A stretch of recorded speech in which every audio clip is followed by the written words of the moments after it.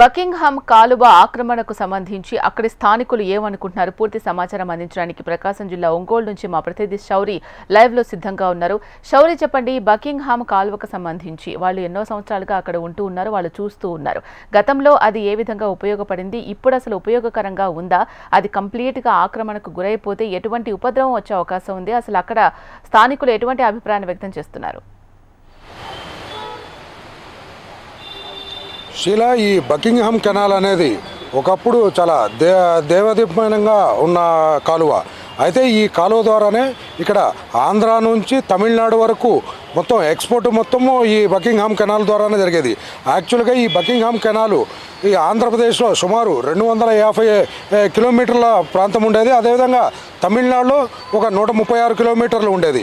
ఈ సుమారుగా 400 కిలోమీటర్లు ఉన్న ఈ బకింగ్హామ్ కెనాల్ ఇది పూర్తిగా ఇప్పుడు అసలు కనుమరుగైపోయింది. ఇంతకుముందు ఈ బకింగ్హామ్ కెనాలు వెడల్పు ఒక 100 మీటర్ల వరకు ఉండేది. పడవలు లేకుంటే లాంచీలు, చిన్న చిన్న బోట్లు, ఇవన్నీ చిన్న చిన్న దీపాలు పెట్టుకొనేసి ఈ మొత్తం ఇక్కడ ఉన్న చెరుకుని కానీ లేకుంటే పంటకు సంబంధించిన రవాణా మొత్తం ఈ బకింగ్హామ్ కెనాల్ ద్వారానే చేశారు. ఈ బంగాళాఖాత సముద్రానికి సమీపంలో ఉన్న బకింగ్హామ్ కెనాలు కొన్ని చోట్ల 3 కిలోమీటర్ల దూరంలో, కొన్ని చోట్ల అయితే 1/2 కిలోమీటర్ దూరంలోనే ఈ బకింగ్హామ్ కెనాల్ ఉండేది. అయితే యాక్చువల్గా ఈ బకింగ్హామ్ కెనాలు సహజ సిద్ధంగా ఏర్పడిన ఈ కెనాల్ను ఉపయోగించుకొని అప్పట్లో చాలా పెద్ద ఎత్తున రవాణాకు ఉపయోగపడుతూ ఉండేది. ఎప్పుడైతే ఈ రైలు మార్గము అభివృద్ధి చెందిందో ఈ బకింగ్హామ్ కెనాల్ని ఉపయోగించడం కూడా చాలా వరకు తగ్గిపోయింది. ముఖ్యంగా అయితే మటుకు 70వ దశకము 80వ దశకంలో వచ్చిన తుఫాన్లతోటి ఈ బకింగ్హామ్ కెనాలు కొంత పాక్షికంగా దెబ్బతిన్నది. తర్వాత వాటి మరమ్మతులు పట్టించుకోలేదు. వీటితో పాటు 2004లో వచ్చిన సునామీకి బకింగ్హామ్ కెనాలు పూర్తిగా దెబ్బతిన్నది. దీంతో అక్రమార్కులు రెచ్చిపోయారు. ఈ బకింగ్హామ్ కెనాలు ప్రాంతంలో ఉండే ఈ మొత్తాన్ని ఆక్రమణకు గురైపోయినాయి. ముఖ్యంగా చేపల చెరువులు, రొయ్యల చెరువుల కొరకు ఇక్కడ ఉన్న అక్రమార్కులు మొత్తాన్ని ఈ బకింగ్హామ్ కెనాల్ని ఆక్రమించుకోవడం. బకింగ్హామ్ కెనాలు ఇప్పుడు చూస్తే 10 మీటర్లు కూడా కనపడని పరిస్థితి. ముఖ్యంగా ప్రకాశం జిల్లాలో బకింగ్హామ్ కెనాలు మనకు వేటపాలెం మండలము, అదేవిధంగా కొత్తపట్నం మండలము, కందుకూరు మండలము, అదేవిధంగా కొత్తపట్నంలోని కొన్ని ప్రాంతాల్లో ఇలాగ మొత్తము ఈ బకింగ్హామ్ కెనాల్ ఉంటుంది. అయితే ఈ బకింగ్హామ్ కెనాల్ ఇప్పుడు చరిత్రలో చెప్పుకోవడానికి మాత్రమే కనిపిస్తూ ఉంది, చెప్పుకుంటున్నారు కూడా. ఒకప్పుడు ఇక్కడ బకింగ్హామ్ కెనాల్ ఉండేది. ఇదే ఈ పిల్లకాలువగా ఉన్న ఈ బకింగ్హామ్ కెనాల్ ద్వారానే అప్పట్లో లాంచీల ద్వారా, పడవల ద్వారా, ఓడల ద్వారా రవాణా చేసేవారు అని చెప్పేసి ఇప్పుడున్న తరానికి లేకుండా నెక్స్ట్ రాబో తరానికి ఇది ఒక చరిత్రకు మాత్రమే మిగిలిపోయింది. ఇప్పటికైనా బకింగ్హామ్ కెనాల్ని అభివృద్ధి చేయాలని చెప్పేసి ప్రకాశం జిల్లాలో చాలామంది ఉద్యమాలు చేస్తూ ఉన్నారు, ప్రభుత్వాలకి వినతి పత్రాలు ఇస్తూ ఉన్నారు. అయితే ఈ మధ్యకాలంలో కేంద్ర ప్రభుత్వము ఈ బకింగ్హామ్ కెనాల్ని, అదేవిధంగా సముద్ర తీర ప్రాంతం ఉన్న కారిడార్ని మొత్తాన్ని అభివృద్ధి చేస్తామని చెప్పడంతో మళ్ళీ బకింగ్హామ్ కెనాల్ ఏమన్నా మళ్ళీ ఉపయోగంలోకి వస్తుందా లేకుంటే పునర్జీవనంలోకి వస్తుందా అని చెప్పేసి ఆశగా ఎదురు చూస్తున్నారు. ఎందుకంటే ఈ బకింగ్హామ్ కెనాలు మళ్ళీ ఉపయోగంలోకి వచ్చింది అంటే రవాణాకు చాలా వరకు ఛార్జీలు తగ్గిపోతాయి. ఎందుకంటే డీజిల్, పెట్రోల్ ధరలు రోజు రోజుకు పెరుగుతూ ఉన్నాయి. ఈ సహజ సిద్ధంగా ఏర్పడిన ఈ బకింగ్హామ్ కెనాల్ని మళ్ళీ ఉపయోగంలో తీసుకొస్తే చాలా తక్కువ ఖర్చుతోటే ఈ రవాణా చేసే అవకాశం ఉంటుంది. అయితే ఈ బకింగ్హామ్ కెనాల్ మీద మళ్ళీ దీన్ని పునర్జీవనంలోకి తీసుకురావాలి, మళ్ళీ పునరుద్ధరించాలి, బకింగ్హామ్ కెనాల్ని ఉపయోగంలో తీసుకురావాలని చెప్పి ప్రకాశం జిల్లాలో చాలా కాలంగా, దశాబ్దాల కాలంగా పోరాటాలు చేస్తున్న వారు చాలామంది మనతో ఉన్నారు. వారితో మాట్లాడదాం. సార్ చెప్పండి, మీరు కొత్తపట్నం వాసి, బకింగ్హామ్ కెనాల్ని మీ చిన్నప్పటి నుంచి చూస్తూ ఉన్నారు. కానీ అప్పుడున్న పరిస్థితి ఎలా ఉంది, ఇప్పుడున్న పరిస్థితి ఎలా ఉంది, అసలు ఈ బకింగ్హామ్ కెనాల్ అభివృద్ధి జరుగుద్ది అనుకుంటున్నారా, మళ్ళీ పునర్జీవంలోకి వచ్చే పరిస్థితి ఉందని మీరు భావిస్తున్నారు? ఎందుకంటే మీరు చాలా కాలంగా ఈ బకింగ్హామ్ కెనాల్ గురించి పోరాటం చేస్తూ ఉన్నారు. ఏమంటారు అసలు బకింగ్హామ్ కెనాల్ గురించి మీరు చెప్పాలంటే ఏం చెప్తారు? బకింగ్హామ్ కెనాల్ అనేటువంటిది ఆంధ్రప్రదేశ్లో దాదాపు 420 కిలోమీటర్లు ఉన్నది. ఈస్ట్ కోస్ట్ కాలువగా కూడా దీనికి పేరున్నది. కాకినాడ నుంచి కృష్ణా కెనాల్ వరకు దాన్ని మంచినీటి కాలువగా ప్రసిద్ధిగాంచింది. ఆ కృష్ణా నుంచి అది కొమ్మూరు కాలువగా నరసాయపాలెం, ఇటు కారంచేడు మీదుగా చిన్నగంజాం వరకు వచ్చింది. చిన్నగంజాం నుంచి ఉప్పునీటి కాలువగా ఉన్నది. ఇది ఒకప్పుడు నావిగేషన్కు ఉపయోగించారు, రవాణాకు ఉపయోగించారు. ట్రాన్స్పోర్ట్ అంతా కూడా కేవలం కాలువల మీదే, ఈ కాలువ మీదే జరిగింది.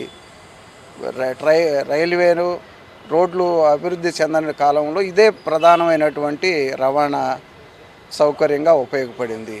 ఇప్పటికీ దీన్ని పునరుద్ధరిస్తే కేవలం 15% ట్రాన్స్పోర్ట్ జరగటానికి వీలున్నది.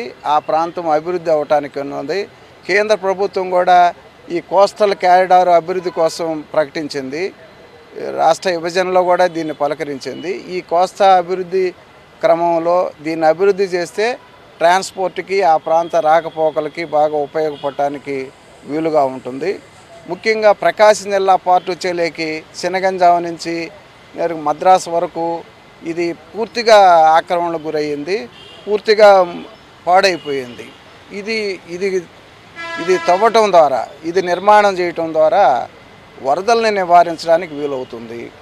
అట్నే ఈజీగా ట్రాన్స్పోర్ట్ అవ్వడానికి వాటర్ అటుకి ఇటుకి ట్రాన్స్పోర్ట్. ఇప్పుడు ఒంగోలు ప్రాంతం నుంచి ఇక్కడ వరదలు వచ్చినా కానీ, తుఫాన్లు వచ్చినా కానీ, లేకపోతే సునామీ లాంటివి వచ్చినప్పటికీ ఈ వాటర్ అటు ఇటు ఫ్లో అవ్వటానికి ఈ కాలువ ప్రధానంగా ఉపయోగపడుతుంది.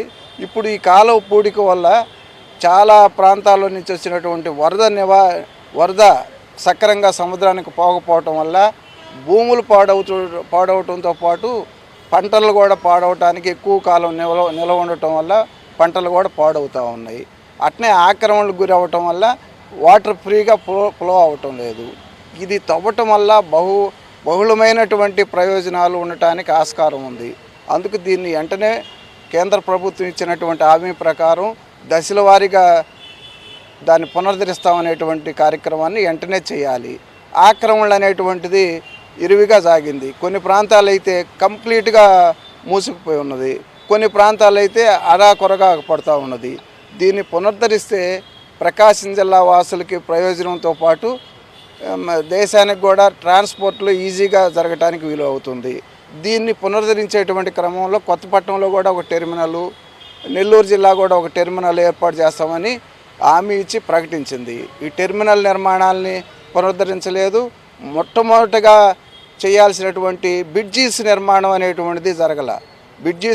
ప్రైమరీ దశలో బ్రిడ్జెస్ నిర్మాణం అయిన తర్వాత కాలువలను తవ్వాల్సినటువంటి అవసరం ఉన్నది. కొన్ని ప్రాంతాల్లో బ్రిడ్జెస్ ప్రారంభించారు, పూర్తయినవి కూడా కొన్ని, మిగతావి కూడా పూర్తి చేసి కాలువలను ప్రారంభించడం ద్వారా ఈ జల రవాణాకి ఉపయోగకరంగా ఉండటానికి ఆస్కారం ఉంది.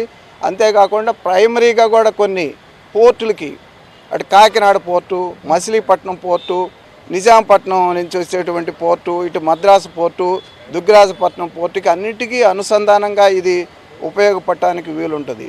ఇట్లా ఈ పోర్టులను ఉపయోగించడం ద్వారా ఆ ప్రాంతాల్లో దిగుమతులకి ఆస్కారం ఉంటుంది కాబట్టి ఈజీ ట్రాన్స్పోర్ట్ ఉంటుంది కాబట్టి లోకల్గా కూడా కొంత నిరుద్యోగ సమస్య తీరటానికి ఆస్కారం ఉన్నది. దీన్ని అన్ని రకాలుగా ఉపయోగపడేటువంటి ఈ ప్రాజెక్టుని ప్రభుత్వం దృష్టి సారించాలి. తద్వారా ఈ పనులన్నీ పూర్తి చేయడానికి వీలుగా ఉంటుంది కాబట్టి చేయాల్సినటువంటి అవసరం ఉంది. ముఖ్యంగా ఈ రాకపోకల వల్ల కూడా దూరంగా నిర్మాణం చేసుకుంటే రొయ్యల చెరువుల వాళ్ళకి కూడా నష్టమే ఉండదు. 100 మీటర్లు అంటే 300 అడుగులకు పైగా ఈ కాలం ఉన్నది. ఇప్పటికీ ప్రభుత్వ అజమాయిషిలోనే ఉన్నది. ఆక్రమణలు ఉన్నా కానీ ప్రభుత్వం డబ్బులు వెచ్చించుకోకుండా, భూములు కొనుగోలు చేయకోకుండా, ఈజీగా ఖర్చు లేకోకుండా పూర్తయ్యేటువంటి ఈ ప్రాజెక్టు కాబట్టి వెంటనే ఈ ప్రాజెక్టును నిర్మించడం ద్వారా స్థానిక ఉపాధితో పాటు రవాణాకి ఈజీగా ఉండటంతో పాటు వరదల నివారణతో పాటు బలీయమైనటువంటి సునామీ నివారణకు కూడా ఆస్కారం ఉంటుంది కాబట్టి ఈ కాలువని ఎమ్మటినే పునరుద్ధరించడం ద్వారా అట్నే పులికాడు సరస్సు కూడా ఇది అనుసంధానించబడింది. పులికాడు సరస్సు క్రొకైను అనేటువంటి ఒక అధికారి నిర్మించడం ద్వారా దానికి ఆ పేరు వచ్చింది. ఆ తర్వాత మద్రాసు నుంచి ఇల్లుపురం వరకు ఈ కాలువ పొడిగించబడ్డది. ఇది 1806 నుంచి ఈ కాలువని ప్రారంభించి మన స్వతంత్రం వచ్చేంత వరకు సవ్యంగానే రవాణా జరిగింది. మన స్వతంత్ర అనంతరమే ఈ కాలువలు మనుగోడులోకి లేకుండా పోయింది కాబట్టి పునరుద్ధరించడంతో పాటు నావిగేషన్కి, రవాణాకి, వరదల నివారణకి, ప్రజల యొక్క జీవనానికి ఉపయోగపడుతుంది కాబట్టి ఆ రకంగా పునరుద్ధరించాలని కోరుతున్నాం. సార్ చెప్పండి, అసలు ఇప్పుడు మనము ఈ బకింగ్హామ్ కెనాల్ గురించి మాట్లాడుకుంటే ఈ బకింగ్హామ్ కెనాల్ పూర్తిగా ఆక్రమణకు గురైపోయింది. ఈ అధికారులు కానీ లేకుంటే ప్రజాప్రతినిధులు కానీ ఈ ఆక్రమణను తొలగిద్దాము, లేకుంటే దీన్ని మళ్ళీ పునర్జీవంలోకి తీసుకొద్దాము, ఉపయోగంలోకి తీసుకొద్దామనే ఆలోచన చేస్తున్నారని చెప్పేసి మీరు ఏమైనా అనుకుంటున్నారు? ఇప్పుడు మనం ఈ బకింగ్హామ్ కెనాల్ని మాట్లాడుకునే ముందు మొదటగా దీని చరిత్ర కూడా తెలుసుకోవాల్సినటువంటి అవసరం ఉంది. 1801లో బ్రిటిష్ టైంలో ఇది ప్రారంభం అయింది. 1806 నుంచి నిర్మాణం వేగవంతం అయింది. ఆనాడు మన ప్రాంతం నుంచి, ప్రధానంగా మన రాష్ట్రం నుంచి పండేటువంటి ఒక రంగులు ఏ అయితే బులుగు కానీ, నీలిమందు కానీ, లేకపోతే ఇక్కడి నుంచి ఉన్నటువంటి పొగాకు కానీ, పత్తి కానీ, వీటన్నిటినీ కూడా ఆ రోజు నౌకాయానం ద్వారానే ఎక్కువ రవాణా జరుగుతూ ఉండేది. వాళ్ళు మాంచెస్టర్కి కానీ ఇతర ప్రాంతాలకు కానీ మన ప్రకాశం, ఆంధ్రప్రదేశ్ అంటే మన కృష్ణా జిల్లా నుంచి తమిళనాడు విల్లుపురం వరకు కూడా ఈ ప్రాంతంలో విలువైనటువంటి సంపదను తీసుకువెళ్ళడానికి సముద్రయానం ద్వారా ఆ రోజు ఈ బకింగ్హామ్ కెనాల్ని తవ్వారు. అది మన స్వాతంత్రం వచ్చేంత వరకు కూడా బ్రిటిష్ టైంలో బాగా వాళ్ళు ఉపయోగించుకున్నారు. ఆ రోజు తాడు కట్టుకొని లాక్కుపోయేటువంటి పరిస్థితి పడవల్ని గాలి కొట్టేటప్పుడు తెరచాపది ఉండేది. తక్కువ ఖర్చుతోటి ఆ రోజు రవాణా జరిగేది. ఈరోజు దాని ప్రాముఖ్యతను కనుక మనం ఒక్కసారి ముందు పరిశీలన చేస్తే, ఈ ఇంధనం ధరలు పెరిగిన తర్వాత, పెట్రోలు డీజిల్ అనేటువంటిది పెరిగిపోయిన తర్వాత జల రవాణాకి ప్రాముఖ్యత ఏర్పడుతూ ఉంది. దీన్ని దృష్టిలో పెట్టుకొని ఆ రోజు వాజ్పేయి గారు ప్రధానమంత్రిగా ఉన్నప్పుడు ఈ ఆపరేషన్ బకింగ్హామ్ అనేటువంటి దాన్ని ఓ ప్రాజెక్ట్ని రూపకల్పన చేయడానికి ఒక ప్రయత్నం చేశారు. అయితే ఆపరేషను బకింగ్హామ్ అనేది ఎటుపోయిందో తెలియదు. తర్వాత కాంగ్రెస్ గవర్నమెంట్ 2 సార్లు వచ్చింది, ఇప్పుడు 3 సార్లు బీజేపీ గవర్నమెంటు వచ్చింది. కానీ ఆపరేషన్ బకింగ్హామ్ అనేటువంటిది మూత వేసినటువంటి పరిస్థితి చూస్తూ ఉన్నాం. కాబట్టి తక్షణం ఈ ఆపరేషన్ బకింగ్హామ్ అనేటువంటి దాన్ని పునరుద్ధరించాల్సినటువంటి అవసరం ఉన్నది. ప్రాధాన్యత ఏమిటి, దీని ఆవశ్యకత ఏమిటి అనేటువంటిది పరిశీలన చేస్తే, మనకి మిత్రుడు చెప్పినట్టుగా కోస్టల్ కారిడార్ అనేటువంటి దాన్ని కాకినాడ నుంచి చెన్నై వరకు కూడా కోస్టల్ కారిడార్ ఏర్పాటు చేయాలనుకుంటున్నాం. సముద్రానికి 3 కిలోమీటర్లు అత్యధికంగా, అలాగే కలకత్తా నుంచి చెన్నై వరకు ఉన్నటువంటి నేషనల్ హైవేకి 10 కిలోమీటర్లు ఈ మధ్య ప్రాంతంలో ఈ బకింగ్హామ్ కెనాల్ అనేటువంటిది వెళ్తూ ఉంది. దాదాపు 30 మీటర్లు, 100 మీటర్లు, 300 అడుగులు వెడల్పు ఉన్నటువంటిది. ₹1 ప్రభుత్వం ఖర్చు పెట్టాల్సినటువంటి అవసరం లేదు. ఇంతకుముందు అయితే గొళ్ళకమ్మ దగ్గర ఒక లాక్ ఉంది, ముసి దగ్గర ఒక లాక్ ఉంది, మన్నేరు దగ్గర ఒక లాక్ ఉంది, పాలేరు దగ్గర ఒక లాక్ ఉంది. ఈ విధంగా లాకులు పెట్టి ఇక్కడ వెళ్ళేటువంటి నీళ్ళని ఆ పడవలో వెళ్ళేటువంటి సందర్భంలో వీటిని మూసేయడం, అక్కడ లష్కర్లను పెట్టడం, ఆ విధంగా నియంత్రణ కూడా బ్రహ్మాండంగా కొనసాగించినటువంటి పరిస్థితి, విలువైనటువంటి భూములు ఉన్నటువంటి పరిస్థితి ఉన్నది. కానీ ఈరోజు చూసినట్టయితే మనం ఏదైతే అవసరం అనుకుంటున్నామో ఈ కోస్టల్ కారిడార్ని నిర్మించడం ద్వారా ప్రభుత్వానికి చిత్తశుద్ధి ఉండి ఈ కోస్టల్ కారిడార్ ఏదైతే పదే ప్రకటిస్తూ ఉన్నారో దాన్ని కనుక నిర్మాణం చేపట్టే పని అయితే ఇది ఒక విలువైనటువంటి రవాణా మార్గంగా, జల రవాణాగా ఇది ముందుకు రాబోతోంది కోస్టల్ కారిడార్. ఎందువల్లనంటే ఇప్పుడు మనం చూస్తే పోర్ట్లు, కృష్ణపట్నం పోర్టు దగ్గర నుంచి, అట్లాగే చెన్నై పోర్టు దగ్గర నుంచి విశాఖపట్నం, కాకినాడ పోర్టు వరకు కూడా అన్ని పోర్టులకి ఇది చాలా దగ్గరగా అనుసంధానంగా ఉన్నది. కొన్ని ప్రాంతాల్లో మంచినీరు ప్రవహిస్తూ ఉంది, కొమ్మూరు కాలువ ఈ ప్రాంతాల్లో. ఇప్పుడు చినగంజాం దగ్గర నుంచి ఉప్పు నీరు ప్రవహిస్తూ ఉంది దీంట్లో. దీన్ని మనం ఈ రవాణాకి, ఈ పోర్టుల నుంచి, ఈ ప్రాంతం నుంచి ఈ ఇంధనం ధరలు పెరిగినటువంటి దశలో మనం చౌకగా రవాణా చేసుకోవడానికి ఉపయోగపడుతుంది. రెండో వైపున ఉపాధి అనేటువంటిది ఏదైతే జల రవాణాకి ఈ ప్రాంతంలో కోస్టల్ కారిడార్ నిర్మాణం జరిగే మాట అయితే దీన్ని అభివృద్ధి చేయడం ద్వారా ప్రకాశం జిల్లాలో ఉన్నటువంటి విస్తారమైనటువంటి ప్రాంతం ఈ బకింగ్హామ్ కెనాల్కి అనుసంధానంగా ఉన్నది. అందువల్ల ఇక్కడ పాత ప్రకాశం జిల్లా చినగంజాం, వేటపాలెం, అక్కడి నుంచి బాపట్ల యువతల దగ్గర నుంచి మొత్తం కూడాను నెల్లూరు ఒడ్డు వరకు కూడా విస్తారమైనటువంటి సముద్ర తీరం అనేటువంటిది ప్రకాశం జిల్లాకు ఉన్నది. ఈ ప్రాంతంలో రవాణాకి అనుకూలమైనటువంటి ప్రాంతం కాబట్టి ఇక్కడ విస్తారమైనటువంటి వాణిజ్య పంటలు, విలువైన వాణిజ్య పంటలు, గ్రానైటు, ఇతర పరిశ్రమలు కూడా అన్నీ ఉన్నాయి, ప్రకృతి వనరులు కూడా ఉన్నాయి. వీటన్నిటినీ కూడా మనం ఇతర దేశాలకు పంపించాలనంటే చాలా చౌకగా రవాణా అయ్యేటువంటి పరిస్థితి ఉన్నది. కాబట్టి ఈ కాలువ నిర్మాణానికి చాలా ప్రాముఖ్యత ఉన్నది. అయితే ఈ రోజున దీనికి అనేక అడ్డంకులు కూడా ఉన్నాయి. ప్రభుత్వం దృష్టిలో కూడా ఉన్నాయో లేవో తెలియదు. కానీ ప్రభుత్వ పెద్దలే అనేక మంది మన జిల్లాలో చూస్తే నాగులపులపాడు మండలంలో కానీ, చినగంజాం మండలంలో కానీ, ప్రధానంగా కొత్తపట్నం మండలంలో, సింగరాయకొండ మండలంలో ప్రభుత్వ పెద్దలే, అధికారంలో ఉన్నటువంటి వాళ్ళే, హ్యాచరీలు వాళ్ళయే, రొయ్యల చెరువులు వాళ్ళయే, పార్లమెంటు సభ్యుల దగ్గర నుంచి ఎమ్మెల్యేల దాకా కూడా మొత్తం ఈ ప్రాంతం అంతా ఆక్రమించి దీన్ని ముందుకు రాకుండా చేస్తున్నారని చెప్పి మేము అనుకుంటున్నాం.